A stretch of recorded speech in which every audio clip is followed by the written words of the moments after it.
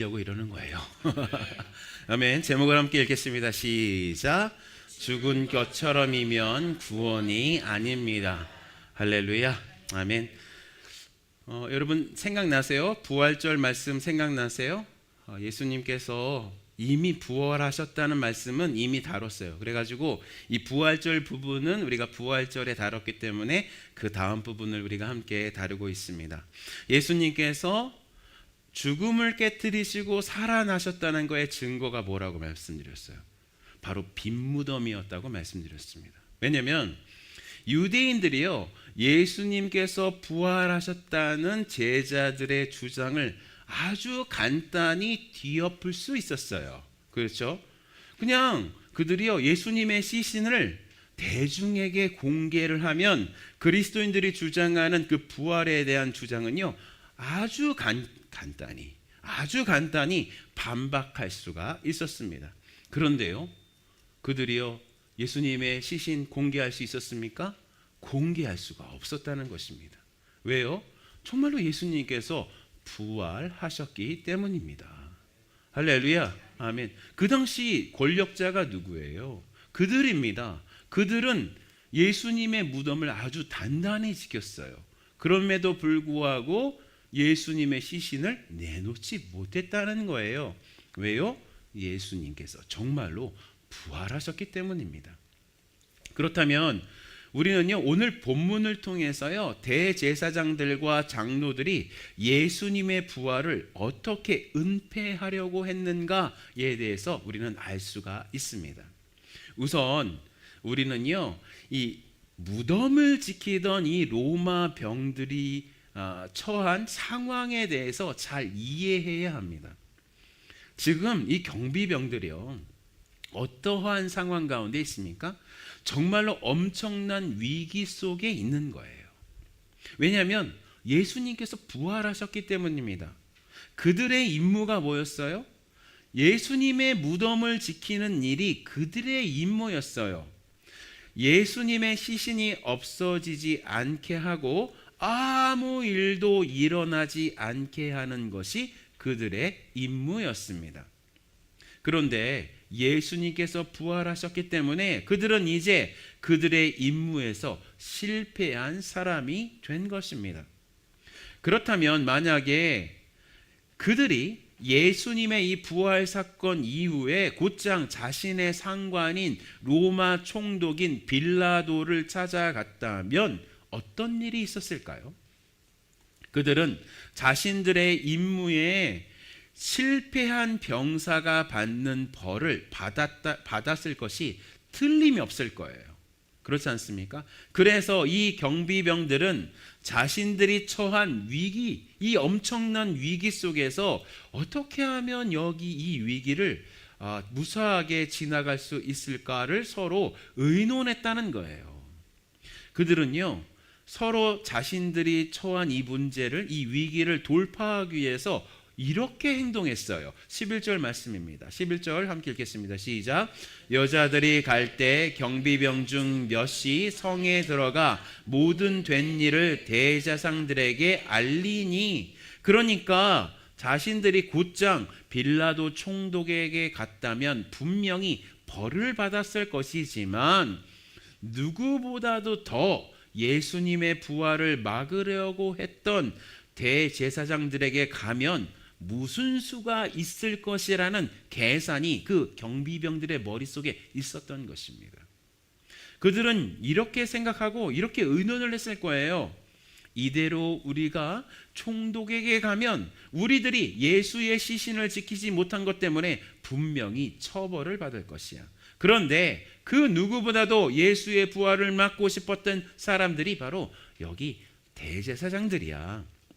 그들은 설사 예수가 죽음에서 부활했다고 해도 그것을 어떻게든 은폐하려고 할 거야. 그러니까 우리가 그들과 의논을 잘하면 우리가 처벌을 받지 않을 방법이 분명히 있을 거야 라고 판단을 하고 누구한테 간 거예요? 대제사장들에게 가서 알린 것입니다. 아니나 다를까 대제사장들은 이 경비병들을 살릴 그럴 묘수가 있었습니다. 그것은 바로 로마 경비병들이 에게 예수님의 제자들이 예수님의 시신을 훔쳐 달아났다는 그런 거짓의 증인으로 만들어버리는 그런 수가 있었다는 말씀이에요. 그래서 이 대제사장들은 로마 경비병들에게 돈까지 주면서 이렇게 말해달라고 이야기를 했던 말씀입니다. 12절 13절 말씀이에요. 우리 함께 읽겠습니다. 시작. 그들이 장로들과 함께 모여 의논하고 군인들에게 돈을 많이 주며 이르되 너희는 말하기를 그의 제자들이 밤에 와서 우리가 잘 때 그를 도둑질하여 갔다 하라. 여러분, 그 경비병들이 잠을 잤을까요? 아니요, 잠을 자지 않았을 겁니다. 밤새도록 지켰을 것이에요. 거짓말인 거죠. 제가 이 부활에 대한 영화를 보았는데 경비병들이 잠을 자는 모습을 이 영화에서, 이 부활에 대한 영화에서 보여주더라고요. 저거 고증 잘못되어 있다. 제가 금방 판단할 수 있었습니다. 왜냐하면 이런 이유 때문인 것입니다. 이 말을 듣고요, 경비병들은요, 오늘 본문 말씀에는 나타나 있지만 아마도 이 대제사장들에게 이렇게 이야기했을 것입니다. 그래도 우리들이 당신들의 말대로 예수의 제자들이 시신을 훔쳐갔다고 소문을 내면 총독 빌라도가 우리를 처벌하지 않겠어 라고 이야기를 했을 것입니다. 그런데 그 이야기를 들은 대제사장들은 그 경비병들에게 이렇게 걱정하지 말라고 이야기했습니다. 우리 14절 말씀입니다. 함께 읽겠습니다. 시작. 만일 이 말이 총독에게 들리면 우리가 권하여 너희로 근심하지 않게 하리라 하니 라고 말씀하고 있어요. 그러니까 자신들이 총독에게 너희들의 사정을 잘 알려줄 테니 처벌 걱정하지 말라는 거예요. 그리고 돈을 받은 그 경비병들은 대제사장들이 알려준 그대로 이야기를 하고 다녔습니다.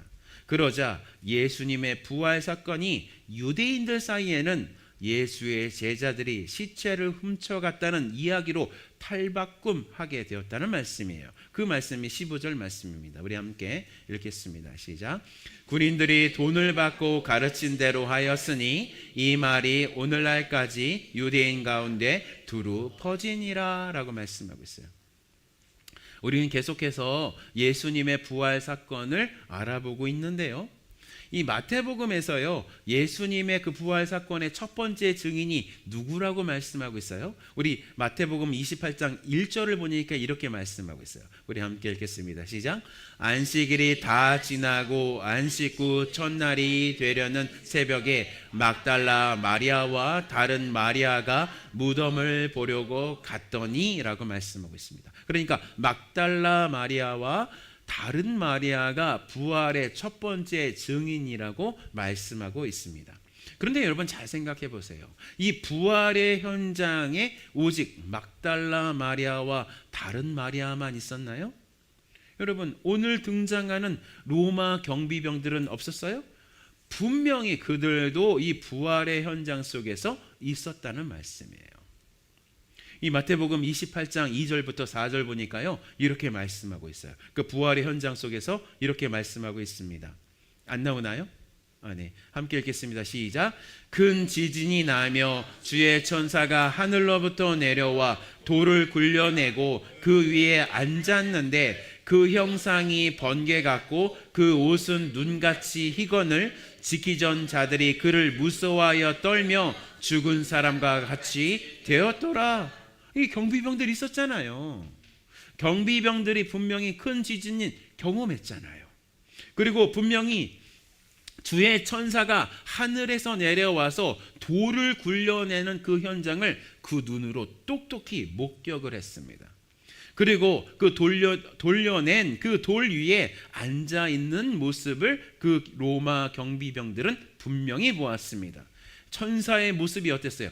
번개 같은 것, 번개처럼 빛났다고 했습니다. 그 옷이 정말로 흰 눈보다도 더 하얗게 빛났다고 말씀하고 있습니다. 그 엄청난 광경을 그 눈으로 보자 그들은 정말로 무서워서 벌벌 떨었습니다. 여러분 생각해 보십시오. 지금 우리가 예배를 드리고 있는 이 현장 속에서 이와 같은 일이 일어났다고 생각해 보십시오. 여러분 정말로 엄청난 일일 것입니다. 어휴, 숨도 못 쉴 그런 일이 일어난 것입니다. 그 엄청난 광경 때문에 이 사람들 어떻게 됐어요? 완전히 기절해 버릴 정도가 되었습니다. 그리고 누가복음을 보니까요, 예수님의 여자 제자들이 예수님의 무덤에 와 있기도 전에 무덤돌이 열려 있었다고 말씀하기도 했습니다. 우리 누가복음 24장 1절과 2절 한번 읽겠습니다. 시작. 안식 후 첫날 새벽에 이 여자들이 그 준비한 향품을 가지고 무덤에 가서 돌이 무덤에서 굴려 옮겨진 것을 보고라고 말씀하고 있습니다. 그러니까 마태복음을 쓴 마태와 누가복음을 쓴 누가가 시점에 대해서 약간 차이가 있어요. 사실 이런 차이 때문에 훨씬 더 이 말씀이 우리에게 이거 정말로 사실이구나 이렇게 다가올 수가 있는 것입니다. 그러니까 엄밀하게 말하자면 예수님의 부활의 영광을 제일 먼저 경험한 사람은 누구예요? 바로 로마 경비병들이었다는 거예요. 그러니까 이 로마 경비병들은 하나님의 권능 때문에 지진도 경험했고 번개 같은 모습의 천사도 보았고 그 천사의 옷이 너무나도 하얗다는 것도 눈으로 똑똑히 보았습니다. 또한 분명히 그들은 예수님께서 그 죽음에서 부활하셔서 그 누웠던 자리에서 일어나시는 것도 보았을 것이 틀림없습니다. 그렇지 않았겠습니까? 그래서 그 부활의 사실들이 너무나도 압도적이었기 때문에 정신을 잃을 정도로 그렇게 강력한 경험을 그들이 했다는 것입니다. 그런데요, 그렇게 예수님의 부활을 강력하게 경험한 이들이 결국 어떤 사람이 되었습니까? 예수님의 부활이 거짓이라고 거짓 증언하는 거짓 증언자들이 되었다는 겁니다. 그렇다면 왜 이들은 예수님의 부활의 놀라운 역사를 경험하고도 부활이 거짓이라고 주장하는 거짓 증언자가 되었습니까? 여러분, 이 세상에 그들은 자신의 목숨이 너무나도 소중했기 때문입니다. 그렇지 않아요? 아무리 그들이 하나님의 놀라운 권능을 경험했더라도, 아무리 그들이 예수님의 부활을 경험했더라도 죽은 사람이 정말로 다시 살아나고 그것을 증명하기 위해서 하나님의 천사가 그들의 눈앞에 똑똑히 있는데도 불구하고 자기들이 예수님의 부활의 증언자가 된다면 분명히 로마 총독이나 대제사장들에게서 죽임을 당할 것이라고 그들은 금방 계산해 냈을 것입니다. 그렇다면 자신들이 할 수 있는 일이란 자기의 목숨을 지키기 위해서, 자신의 목숨을 건지기 위해서 자신들이 아무리 하나님의 놀라운 영광과 하나님의 놀라운 권능을 경험했다고 하더라도 기꺼이 어떻게 됐어요? 거짓 증인이 되기를 스스로 선택했다는 말씀입니다. 여러분, 성경을 읽어보면요, 예수님을 따랐던 사람들 중에서 결국 자신의 목숨과 이 세상의 삶이 너무나도 아까워서 예수님을 결국 배신한 사람들이 등장합니다. 그 중에 가장 제가 충격적으로 느껴지는 사람은 이 가룟 유다는 너무나도 이제 흔히 들어서 그냥 그러려니 하고 넘어가지만, 이 충격적인 인물은요, 데마라는 사람의 이야기입니다. 이 데마는요, 사도 바울이 로마에서 1차로 투옥되어서 가택연금을 당했던 시절에 사도 바울과 로마에서 함께 사역을 했던 사람입니다. 그는 사도 바울이 로마 감옥에 이제 그때는 가택연금이었으니까 누구든 사도 바울이 살고 있었던 그 집에 찾아와서 함께 말씀을 나눌 수 있었기 때문에 사람들을 불러오는, 그리고 사도 바울을 섬기는 그런 일을 했을 것이라고 우리는 추측할 수가 있어요. 그래서요, 사도 바울이 로마에 제1차로 투옥되었을 때 썼던 골로새서 그리고 빌레몬서에서요, 문안을 전하는 말에 이 데마가 이렇게 등장합니다. 골로새서 4장 14절입니다. 함께 읽겠습니다. 시작. 사랑을 받는 의사 누가와 또 데마가 너희에게 문안하느니라. 예, 빌레몬서 1장 24절은요 이렇게 말씀하고 있어요. 함께 읽겠습니다. 시작. 또한 나의 동역자 마가 아리스타하고 데마 누가가 문안하느니라. 와, 데마는요 정말로 사도 바울의 자랑스러운 동역자였어요. 그런데요, 사도 바울이 쓴 마지막 편지인 사도 바울의 유언이라고 할 수 있는 디모데후서 4장 10절에는요 이 데마가 이런 식으로 등장하고 있습니다. 우리 디모데후서 4장 10절 읽겠습니다. 시작. 데마는 이 세상을 사랑하여 나를 버리고 데살로니가로 갔고 그레스게는 갈라디아로 디도는 달마디아로 갔으며. 네, 사도 바울이 데마는 이 세상을 사랑해서 자신을 버리고 데살로니가로 갔다고 선언하고 있어요. 이는 데마가 자신에게 있는 믿음을 저버리고, 그러니까 믿음에서 파선해서 완전히 어디 속으로요? 세상 속으로 들어갔다는 것을 의미합니다. 여러분, 로마 경비병들이나 바울의 선교팀에 있었던 데마나 어떤 공동체험이 있어요? 그 경비병들은 이 세상에 아주 소수의 사람들만 경험했던 하나님의 엄청난 권능을 경험했습니다. 여러분, 이런 경험하신 적 있으세요? 정말로 천사가 이렇게 돌 위에 앉아 있는 거, 번개처럼 되어지는 형상 보신 적 있어요? 전 본 적 없어요. 그런데요, 소수의 사람, 그런데 그런 사람들이 있습니다. 성경에 등장합니다. 그 사람들은 아주 소수의 사람입니다. 그런데 이 경비병들, 하나님의 땅을 흔드시는 하나님의 권능 경험했고, 천사도 보았고, 부활하신 예수님의 모습도 보았어요. 데마도 마찬가지죠. 여러분, 1세기 때 사도 바울이 가는 곳마다 뭐가 일어났습니까? 기적이 일어났습니다. 심지어 사도 바울이 쓰던 손수건도 병자에게 앉으면 어떻게 됐습니까? 그 병자가 병을 낫습니다. 그리고 자신도 아마 다른 사람들 만나면 기도해서 귀신도 내어쫓았을 것이고 병도 고쳤을 사람이 누구라고요? 데마라는 사람입니다. 그런데요, 로마 경비병들이나 데마나 어떻게 되었습니까?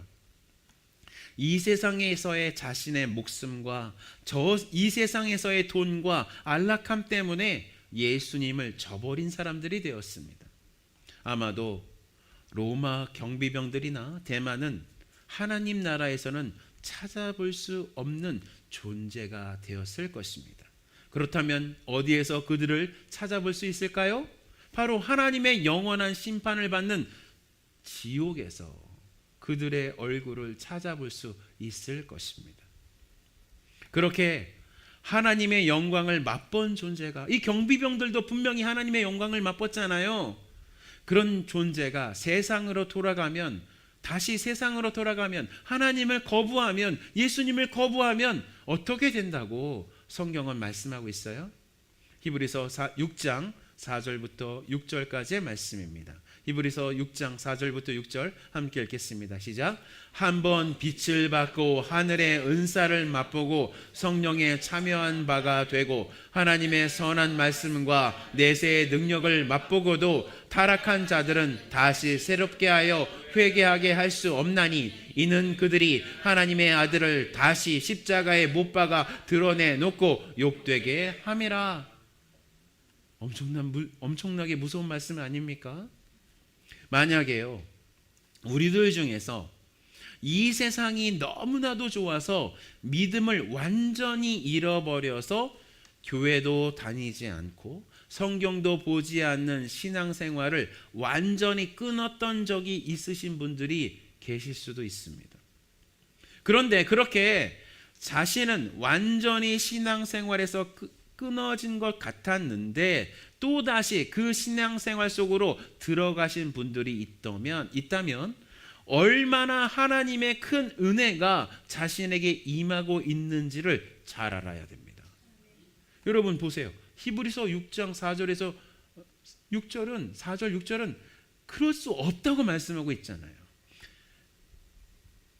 그러니까 하나님께서 그 마음속에 하나님에 대한 믿음을 아주 조금이라도 남겨주셨기 때문에 다시 신앙생활을 하시고 계시다는 말씀입니다. 그리고 하나님의 엄청난 강력한 은혜로 역사하셔서 다시 하나님의 품으로 돌아오실 수 있었다는 말씀입니다. 믿으십니까? 그렇다면 하나님의 말씀인 성경은 마지막 시대에 경비병들이나 대마와 같은 사람들에 대해서 어떻게 말씀하고 있습니까? 우리가 지금 살고 있는 이 시대가 어떤 시대입니까? 마지막 시대가 아닌가요? 종말의 시대가 아닌가요? 성경은 이 마지막 시대에 하나님의 권능을 맛보고도 하나님께 돌아오지 못하는 사람들, 오히려 예수님의 부활을 거짓 증언자가 되는 사람들, 그런 사람들 적을 것이라고 말씀하셨어요? 아니요, 많을 것이라고 말씀하셨습니다. 또한 성경은 그 은혜와 권능 속에 있었더라도 그 믿음을 완전히 버리는 사람들도 반드시 정말로 수도 없이 많이 나올 것이라고, 배교자가 정말로 많이 있을 것이라고 말씀하고 있어요. 데살로니가 후서 2장 3절입니다. 우리 함께 읽겠습니다. 시작. 누가 어떻게 하여도 너희가 미혹되지 말라. 먼저 배교하는 일이 있고 저 불법의 사람 곧 멸망의 아들이 나타나기 전에는 그날이 이르지 아니하리니. 지금 엄청난 배교가 일어날 거예요. 여러분, 하나님을 자신의 목숨 때문에, 이 세상의 안락함 때문에 아주 간단하게 배신하는 일들이 일어날 것이라고 성경은 우리에게 말씀하고 있습니다. 그리고 정말로 이 시대에 그런 일이 일어날 것입니다. 그렇다면 경비병들이나 성경 속의 대마와 같은 사람들이 결국 예수님을 따르지 못했습니다. 배신했습니다. 왜 그들은 그렇게 했을까요? 하나님의 놀라운 영광을 맛봤고 하나님의 놀라운 그 권능도 맛봤는데 결국 하나님을 끝까지 믿지 못하고 떠나갔을까요? 우리 28장 마태복음 28장 4절 말씀 우리 함께 읽겠습니다. 시작. 지키던 자들이 그를 무서워하여 떨며 죽은 사람과 같이 되었더라. 그들은 하나님의 권능 앞에서 무서워하여 떨며 죽은 사람처럼 되었다고 했습니다. 처럼 되었다고 했습니다. 그러니까 완전히 죽지는 않았다는 것입니다. 그들의 이 세상에 속한 영혼이 하나님의 권능 앞에서 완전히 죽임을 당했다면 그들은 아마도 예수님을 끝까지 믿었을 것입니다. 와, 예수가 말하는 것이 진짜였네.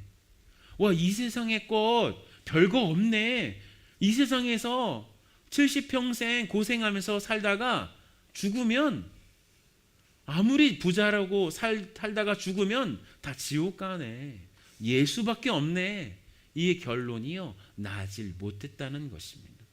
그러니까 그들의 그 이 세상에 속한 영혼이 완전히 죽지 않고 살아 있었기 때문에 이 세상에 속한 영혼이 시키는 일을 하고 이 세상에 속한 영혼이 원하는 삶을 사는, 그 삶을 선택하는 사람이 되었다는 거예요.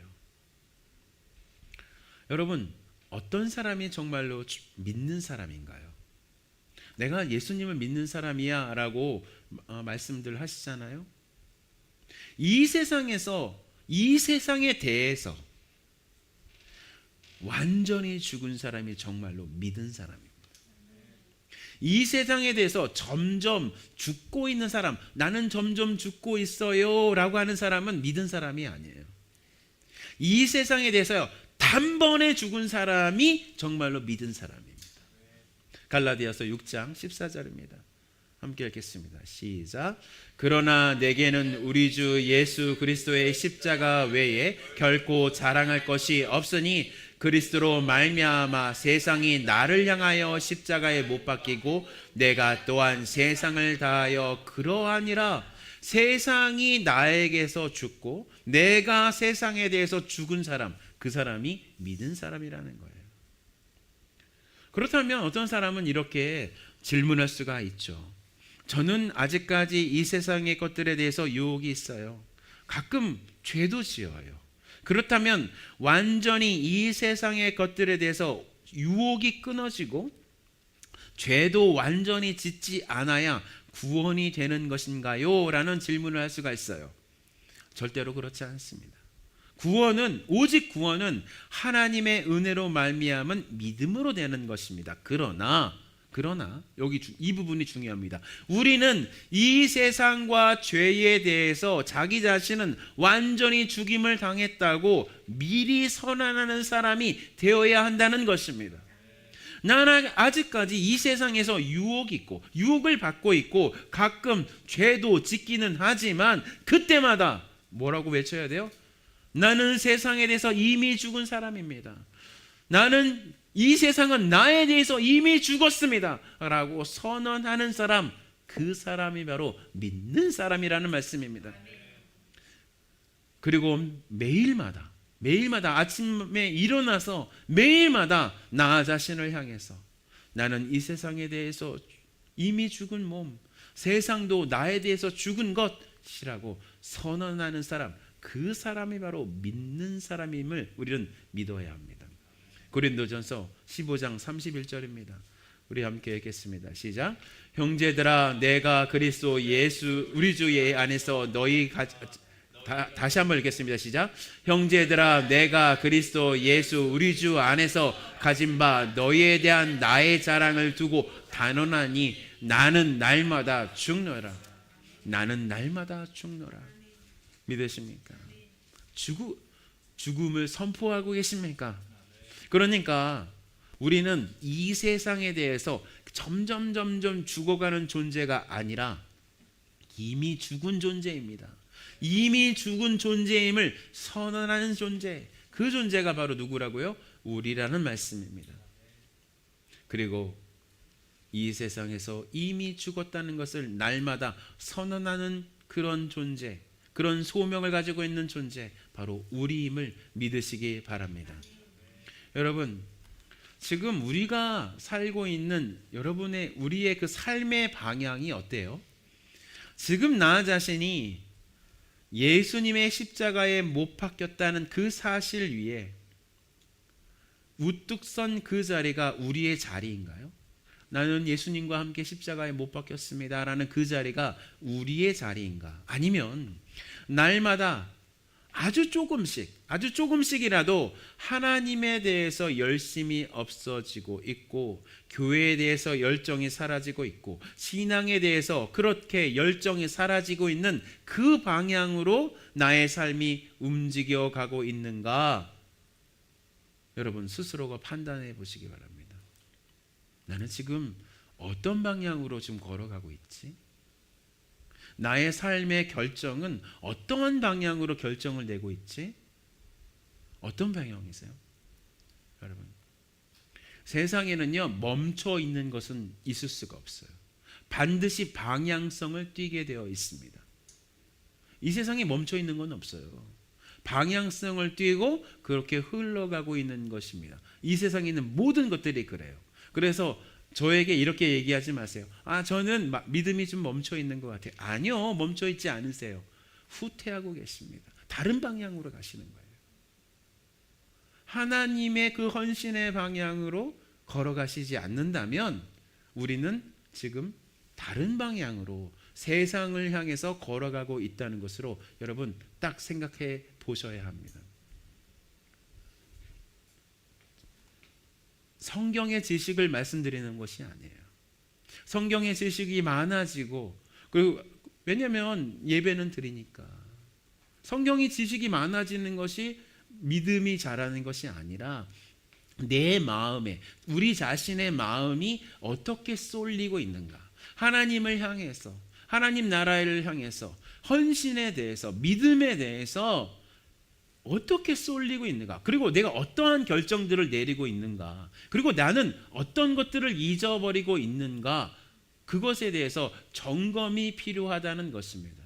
그러니까 아무리 그 전에 하나님의 놀라운 영광을 맛봤고, 아무리 그 전에 하나님의 놀라운 사역 가운데 있었어도 내가 지금 가고 있는 방향이 그 방향이 아니라면 나는 지금 어떻게 되고 있는 거예요? 대마의 방향이고 로마 경비병의 방향인 줄 여러분 믿으시기 바랍니다.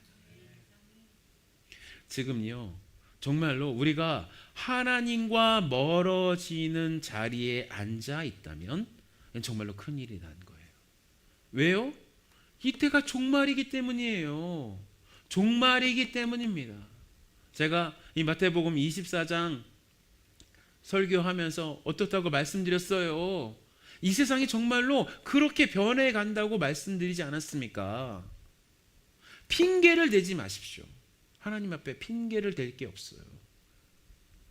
하나님 앞에 yes 아니면 no입니다. 이것에서 벗어난 모든 대답은 아무런 소용이 없습니다. 조금만 있으면 기계가, 인공지능이 사람을 지배하는 시대가 올 거예요. 요한계시록의 말씀처럼 그 짐승에게 경배하지 않는 자들은 누구나 죽임을 당하는 그런 시대가 아주 코앞에 나와 있습니다. 제가 AGI라고 말씀드렸죠. AGI가 뭡니까? 지금은 AI는, 저도 AI를 사용합니다. 네, 어떤 정보를 얻기 위해서 AI를 사용해요. 근데 이 AGI는 뭐냐면 걔가 자신이 어떠한 또 다른 주체가 되어서 스스로 판단을 하고 스스로 생각을 하고 스스로 결정을 내리는 인공지능이 오는 시대. 아주 몇 년 안 남았어요. 아주 몇 년 안 남았어요. 무섭도록 빠르게 발전합니다. 그런데 제가 여러분들에게 말씀드리지 않습니까? 저는 잘 동요가 안 됐습니다. 뭐 베리칩이니 뭐죠? 그 바코드니 별로 관심이 없었어요. 왜냐면 저건 너무 나갔는데 라고 합니다. 근데 제가 AI, 챗 GPT, 그리고 제미나이, 그 다음에 클라우드 이거 나오는 순간 머리가 한 대 맞아가지고 얼얼했어요. 와, 이 시대가 왔네. 정말 요한 계시록에 말씀하고 있는 이 시대가 왔네. 지금 우리 교회가 이렇게도 좋고, 우리가 서로 이렇게 사랑하고 서로 위하고, 그런데도 왜 소수의 사람들만 모이는지 아세요? 여러분, 걸러내고 계시는 거예요. 이 자리에 오신 분들은 정말로 특별한 부르심 가운데 있으신 거예요. 어떤 부르심 가운데 있냐면 이 요한계시록의 이 세대, 이 종말의 세대에 정말 진짜 믿음을 가질 것인가 안 가질 것인가, 나는 배교의 그 길로 갈 것인가 아니면 하나님을 끝까지 따라가는 그 길로 걸어갈 것인가에 대한 그 결정을 하는 이 시대에 부르심 가운데 있는 거예요. 하나님을 선택하는 그 부르심 가운데 있는 것입니다. 믿으십니까? 그래서 여러분, 익스큐즈를 만들지 마십시오. 내가 내 몸이 이렇고 시간이 이렇고, 열심을 내셔야 됩니다. 믿음, 충성을 보이셔야 합니다. 헌신을 보이셔야 합니다. 우리는 정신을 차려야 합니다. 저는 저에 대해서 먼저 말씀드리는 거고 여러분들을 향해서 말씀을 드리는 것입니다.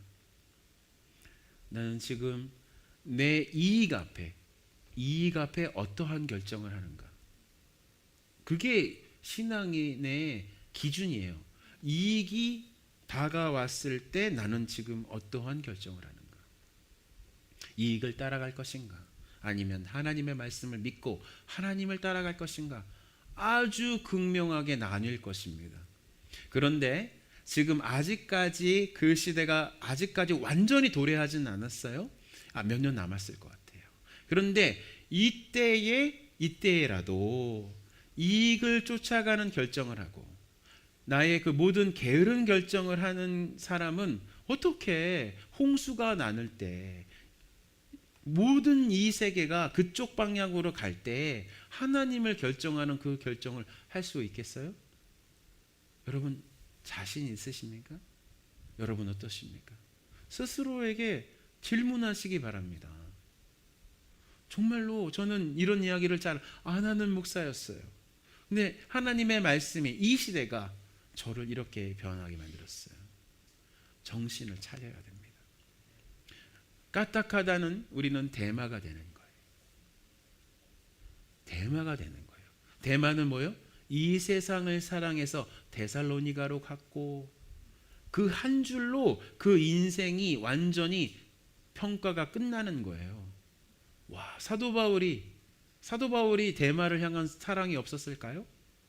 사랑이 있었겠죠. 그럼에도 불구하고 그는 그 방향으로 살아갔던 거예요. 우리도 대마가 될 수가 있어요. 우리도 로마 경비병이 될 수가 있어요. 분명히 뭔가가 있는 것 같은데, 뭔가 하나님의 놀라운 은혜가 있는 것 같은데, 이익 앞에서, 자신의 목숨이라는 이익 앞에서 휙 돌아서서 예수의 부활 없었어. 예수의 제자들이 예수님의 시신을 훔쳐갔어. 그렇게 얘기할 수 있는 사람이 될 수 있다는 것입니다. 그러므로 주님의 이 놀라운 평가 앞에 우리는 두려워 떨어야 돼요. 두려워 떨어야 됩니다.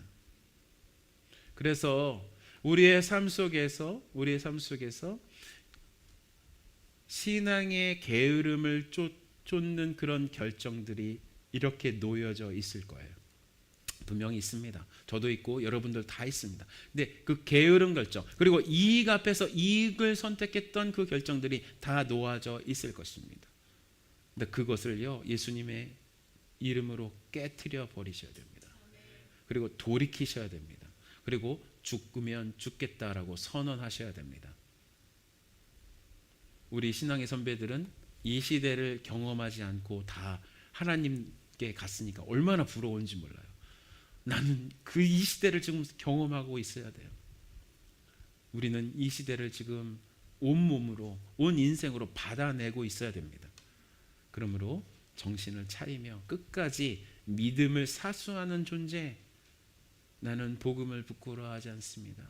예수님을 부끄러워하지 않습니다. 이익 대신 예수님을 선택하겠습니다 라고 하는 그 고백을 당당히 하는 우리 모두가 되시기를 예수님의 이름으로 축원합니다. 기도하겠습니다. 기도하고 우리 또 기도하면 좋을 것 같아요. 하나님 아버지 감사합니다.